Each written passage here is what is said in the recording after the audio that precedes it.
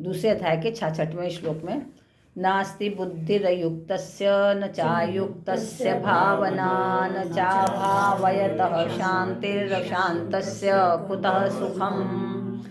अयुक्तस्य बुद्धि ही न अस्ति च।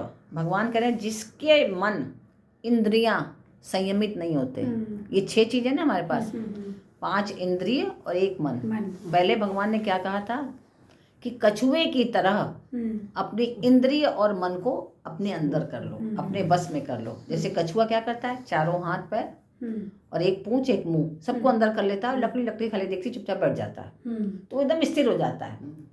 तो भगवान यहाँ क्या कह रहे हैं कि जिसके मन और इंद्रियां, ये जो 6 चीजें हैं, ये संयमित नहीं है, तो ऐसे व्यक्ति की क्या है, बुद्धि न अस्ति च। ऐसे व्यक्ति की बुद्धि, ऐसे मनुष्य की बुद्धि व्यवसायित्मिका बुद्धि नहीं है ना। जबकि उसकी बुद्धि भी, उसकी सब इंद्रियां भी चलायमान है, बस में नहीं है। और जब इंद्रियां बस में नहीं है तो इंद्रियां उत्तेजित कर देती हैं तो मन को, तो मन भी बस में नहीं रहता। तो इसलिए अगर हमारी इंद्रिय बस में नहीं तो हम क्या कर पाएंगे। तो ऐसे व्यक्ति की बुद्धि व्यवसायित्मिका नहीं है। तो व्यवसायित्मिका बुद्धि नहीं तो क्या हो गया, अव्यवसायित्मिका बुद्धि हो गई, यानी कि अस्थिर, अनेक शाखाओं वाली बुद्धि हो गई।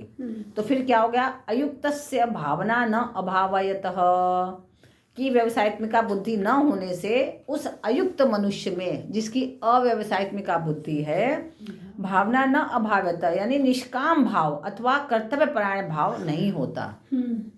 फिर वो हर समय जो भी काम करेगा तो एक कामना से युक्त होके करेगा कि मुझे ये मिले तो मैं करूं, मुझे इस चीज़ की प्राप्ति हो तो मैं करूं। तब निष्काम भाव से कर्म नहीं करेगा। हमेशा बस मेरे को ये नहीं मिल रहा है, मैं कैसे करूं, आगे नहीं बढ़ सकता मैं, अब मेरे को ये मिल जाएगा तभी मैं बढ़ूंगा आगे। तो निष्काम होके काम नहीं करेगा। तो फिर क्या होगा उसका नतीजा, शांति न च शांतस्य सुखम कृतम। तो फिर निष्काम भाव न होने से उसके अंदर शांति उसको नहीं प्राप्त होगी, है ना।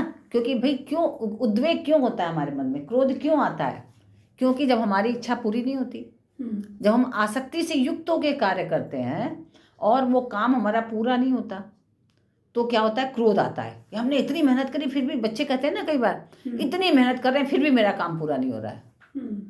तो वो आसक्ति से युक्त होकर कार्य कर रहा है, इसलिए वो दुखी हो रहा है, इसलिए वो क्रोधित हो रहा है।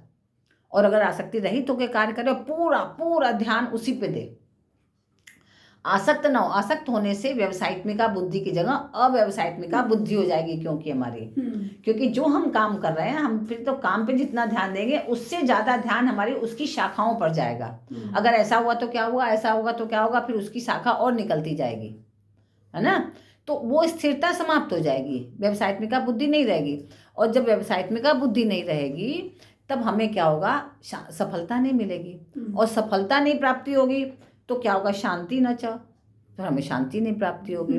और जब शांति नहीं मिलेगी तो ऐसे अशांत मनुष्य को सुख की कहाँ प्राप्ति मिलेगी, तो सुख मिलेगा ही नहीं। इसलिए हमें मूल क्या है कि अपनी इंद्रियों को बस में करें, और इंद्रियों को भी बस में करने के पहले उसका रस हटाएं, नहीं तो रस उत्तेजित करेगा इंद्रियों को, इंद्रियां उत्तेजित करेंगी मन को, और फिर से हम उसी पे चले जाएंगे।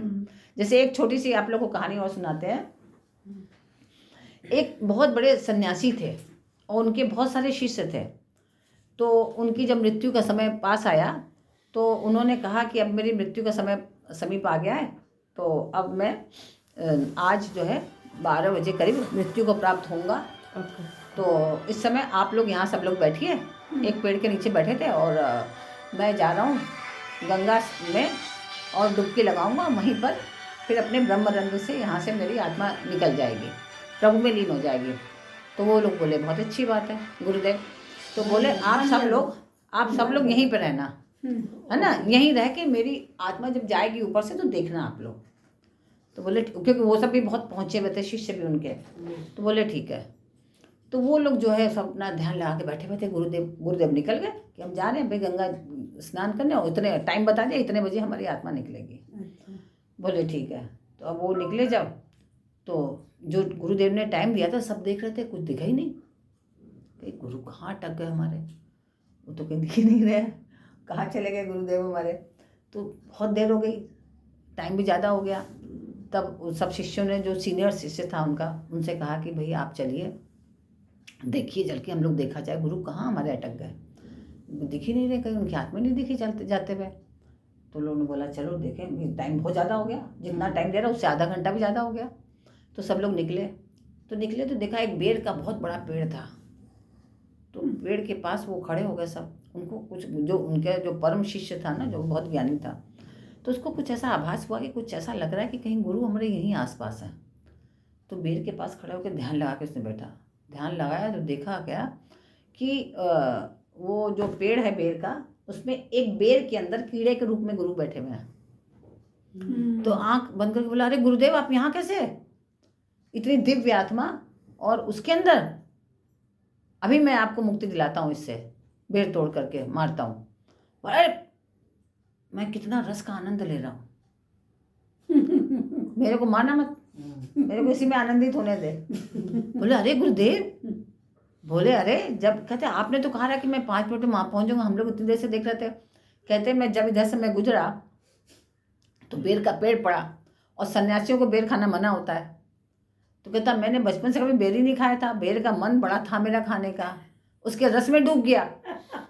तो मेरी जब मैं विचार करने लगा तो यहीं पर मेरी आत्मा निकल के बेर में प्रवेश कर गई। क्योंकि अंतिम समय में मैंने वही विचार किया। तो ब्रह्मरंध्र से निकल के प्रभु के श्री चरणों का ध्यान हट गया और ध्यान चला गया, क्योंकि आसक्ति उसमें थी और रस उसमें था। तो इंद्रियों ने जब वो चीज़ मिली तो उत्तेजित कर दिया उसके मन को, और मन जो है उस रस में डूब गया। तो जो प्रभु के श्री चरणों में जिनकी मुक्ति मिलनी थी, उनको जो कीड़े के रूप में बेर में चले गए, और अब उसके रस में इतने आनंदित हो रहे थे कि अब मोक्ष नहीं चाहिए उनको। अब उनको उसी में आनंद आ रहा है। क्योंकि कीड़े को अब वो नहीं चाहिए मुक्ति। तो ये है उसका परिणाम आसक्ति का। तो हमें क्या हटानी है, आसक्ति और वो रस जो निकल रहा है जो हम समझ नहीं रहे, उस रस को हम समझ नहीं पा रहे हैं, जो हमारे अंदर चल रहा है धीरे धीरे। तो हमें उसका नाश करना है ना, बहुत कठिन है। हाँ, तो इस पर अंत समय जो